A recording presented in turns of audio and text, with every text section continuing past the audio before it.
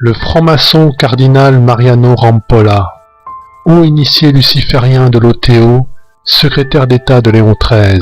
Voici un texte paru récemment dans Sous la bannière, sous la plume de Félix Causa, qui est capital.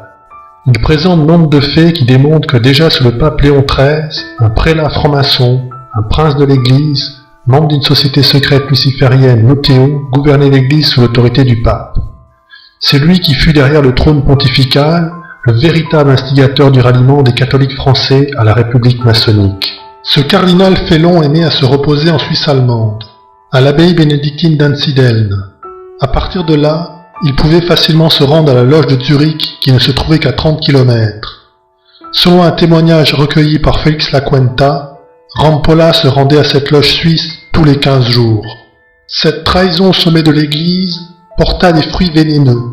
Elle fut la source principale qui allait permettre la destruction de l'Église à la suite du Concile Vatican II. L'appartenance maçonnique du cardinal Rampolla ne fait malheureusement que peu de doute, comme nous allons le voir plus tard.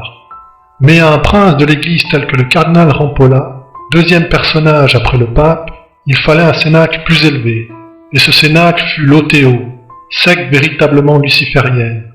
Ce haut cénacle de la contre-église de Lucifer servit de base arrière au cardinal Félon. Mais qui est donc le cardinal Rampolla?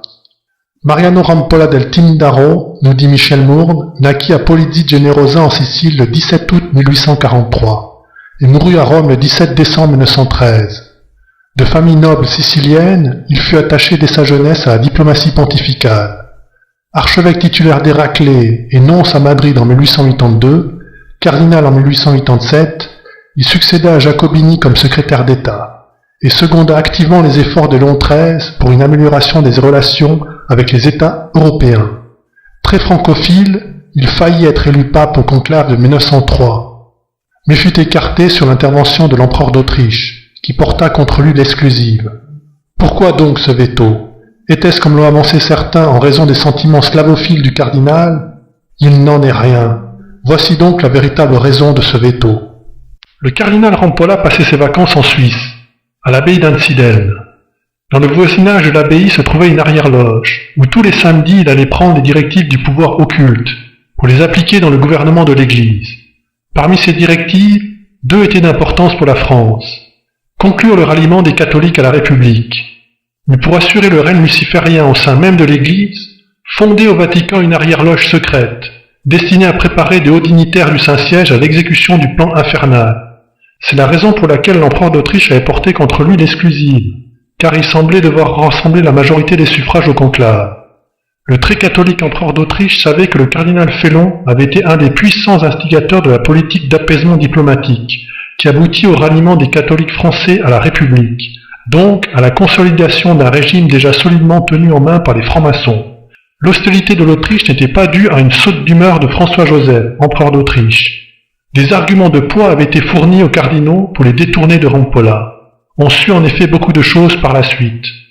Monseigneur Join, écrit le marquis de la Franquerie, avait eu en main l'affiliation du cardinal Rampolla aux sociétés secrètes, et tout un dossier le concernant. Il chargea alors le rédacteur en chef de la Revue internationale des sociétés secrètes, qu'il avait fondée et dirigée, d'aller montrer ce dossier aux évêques français susceptibles de comprendre la gravité de la chose. C'est ainsi que Monseigneur Marty, évêque de Montauban, raconta que le cardinal Marie Delval lui raconta un jour, avec force et détail, qu'à la mort du cardinal Rampolla, on découvrit dans ses papiers la preuve formelle de sa trahison. Ces documents accablants furent portés au pape Pie X par son secrétaire d'État Marie Delval, et le saint pontife en fut atterré, voulant préserver du déshonneur le mémoire du prélat Félon, et dans le but d'éviter un scandale, le pape Pie X très ému dit « Le malheureux, brûlé », et les papiers furent jetés au feu en sa présence.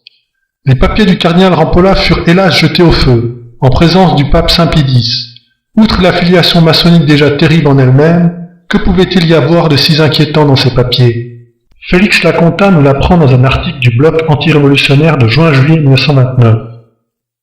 C'est un annuaire luxueusement édité et relié d'une des plus hautes loges connues qui a son siège aux États-Unis et qui a pour dénomination l'OTO. Le volume est intitulé The Equinox. The Equinox ne paraît que tous les 5 ans et n'est tiré qu'un nombre très minime d'exemplaires, réservé aux plus hauts dignitaires. Ce fait suffirait à établir le caractère ultra-secret de cette publication, et par suite son indiscutable véracité. Ce n'est pas dans un pareil document que la secte songerait à imprimer des noms de hauts personnages en vue uniquement de les compromettre. Cette remarque s'impose surtout à l'égard d'un initié aussi important et aussi précieux qu'un secrétaire d'État du Saint-Siège. The Equinox nous apprend que l'ordre de l'OTO est international et compte des filiales dans tous les pays civilisés. C'est un corps d'initiés, aux mains de qui sont concentrées la sagesse et la science des corps suivants. Il figure donc dans l'OTO 1. L'Église catholique gnostique. 2. L'ordre des chevaliers du Saint-Esprit. 3. L'ordre des illuminés. 4. L'ordre du Temple. 5. L'ordre des chevaliers de Saint-Jean. 6. L'ordre des chevaliers de Malte. 7. L'ordre des chevaliers du Saint-Sépulcre. 8. L'Église occulte du Saint-Graal. 9. La fraternité hermétiste de la lumière. 10. Le Saint-Ordre des Rose-Croix d'Hérédom. 11. L'Ordre du Saint Royal Arc d'Enoch. 12. Le rite ancien et primitif de la maçonnerie, 33e degré. 13. Le rite de Memphis, 97e degré. 14. Le rite de Mizraïm, 90e degré. 15. Le rite de Swedenbourg. 16. Le rite maçonnique écossais ancien et accepté, 35e degré. 17. L'ordre des martinistes. 18. L'ordre du Sat-Baï, et d'autres moins importants. L'OTO est donc un des principaux centres de la secte. Les chefs sont les initiés du plus haut grade. Après avoir donné la liste des personnages qui faisaient partie des assemblées constituantes originelles de l'OTO, The Equinox l'a fait suivre d'une autre, comprenant les principaux affiliés qui l'ont illustré plus récemment. La voici donc. On y trouve dans cette liste Goethe, Frédéric Nietzsche, Sir Richard Pecknight, Hargrave Jennings, Eliphas Lévy, le roi Louis de Bavière, Franz Hartmann, Richard Wagner et malheureusement le cardinal Mariano Rampolla. Et bien d'autres encore. Tout ce qui précède, y compris cette liste, fait partie du manifeste officiel de l'OTO. Il est clair qu'à ce stade, il ne fait plus vraiment de doute que l'ancien secrétaire d'État de Léon XIII a fait partie d'une des plus hautes loges connues. La présence de son nom dans le document le démontre de façon irréfutable. Nous voici donc fixés sur l'affiliation du cardinal Rampolla del Tindaro à l'une des pires sectes du mystère d'iniquité à l'œuvre dans le monde. Pour compléter les informations essentielles que nous vous avons données, nous allons vous en livrer d'autres, complémentaires, extraites de l'ouvrage de Craig M. Bichner, entièrement consacré à l'OTO et paru en 2005, Blood on the Altar, du sang sur l'autel. L'auteur américain nous apprend que l'appartenance du cardinal Rampolla à l'OTO peut être constatée dans une nomenclature des hauts initiés du manifeste de l'OTO pour l'année 1917, dans laquelle le nom du cardinal Rampolla est dûment répertorié. L'ironie du sort voulut que Rampolla travaillât en étroite association avec Léon XIII, le pape qui rédigea l'encyclique la plus implacable contre la franc-maçonnerie. M. Bichner nous précise que ce fut Monseigneur Join qui décida à l'empereur d'Autriche à user de son droit de veto pour neutraliser Rampolla, lorsqu'il fut presque acquis que ce franc-maçon de l'OTO allait être élu pape. Monseigneur Join, qui avait pressenti la tournure que prendrait le conclave, persuada alors l'empereur d'Autriche-Hongrie d'invoquer le droit d'exclusive, remontant au XVIIe siècle, clause depuis longtemps oubliée d'un traité conclu entre Vienne et le Vatican, traité qui donnait à François-Joseph le pouvoir de veto sur l'élection d'un pape. Ainsi, ce fut grâce à Monseigneur Join, le vénéré prélat bien au courant des manigances des sociétés secrètes, que Rampolla fut mis sur la touche. La secte n'oublia pas l'affront et le cuisant échec qui retarda ses plans d'un demi-siècle.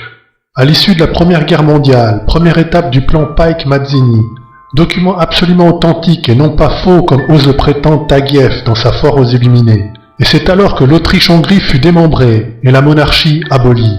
Mais le rôle de Rampolla ne fut pas complètement anéanti pour autant à cause de ce terrible échec. Sous le règne de Saint Pidis lui-même, Rampolla a influencé des hommes qui auront par la suite la possibilité de façonner la papauté au XXe siècle. Autrement dit, Rampolla, quoique évincé, réussit à placer ses pions, à poser des mines avant de disparaître. Ce fut la mise en place du fameux réseau Rampolla. réseau dont une des pièces maîtresses réussira 60 ans plus tard, là où le haut initié de l'OTO avait échoué. Il est bon de savoir également que l'OTO dispose d'une branche ecclésiastique qui porte le nom d'Église catholique gnostique. L'OTO constitue donc un des agents pourrisseurs les plus efficaces mis au point par la contre-Église. Qu'un prince de la Sainte Église romaine ait pu se fourvoyer avec de si hautes structures lucifériennes en compagnie d'hommes irrécupérables et si profondément pervers donne une idée de la puissance du démon et des moyens qu'il s'est déployés pour arriver à ses fins abjectes.